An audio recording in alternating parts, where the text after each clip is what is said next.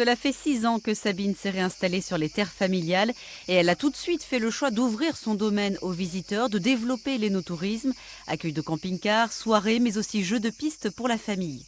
Ça permet de faire découvrir le raisin et la vinification d'une autre façon, un peu plus ludique. Parce que souvent on nous disait « Ah là là, dans les domaines c'est fermé, on ne comprend pas ». Donc on a essayé de faire vraiment quelque chose de très ludique.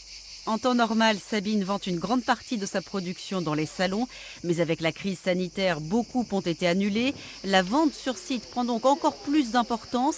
Et tant mieux, créer des liens avec les clients, pour elle, ça n'a que des avantages.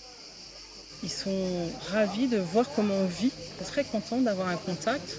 On est des êtres humains avant tout. Donc voilà, ils aiment la simplicité, comment on fait du vin. Ils aiment bien discuter. Ils aiment bien discuter. Ouvrir les domaines au grand public, ce n'est pas franchement dans la tradition française.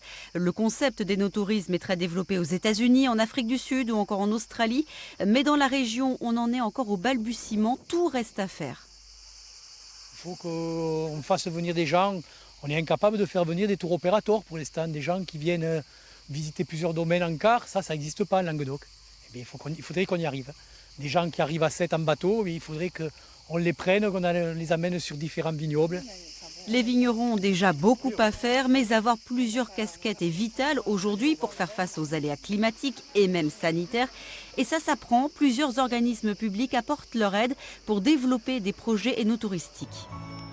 Aujourd'hui, c'est une soirée musicale. Vous allez dans d'autres domaines, il y a l'hébergement. Dans d'autres domaines, c'est plutôt la découverte en quad ou en bateau, en vélo ou même à cheval des vignobles. Voilà.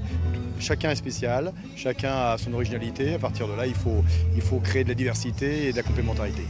Et les touristes sont demandeurs. Une 60aine de personnes ont participé à cette soirée. Le domaine veut aller encore plus loin et pense déjà à accueillir des séminaires d'entreprise ou des fêtes familiales.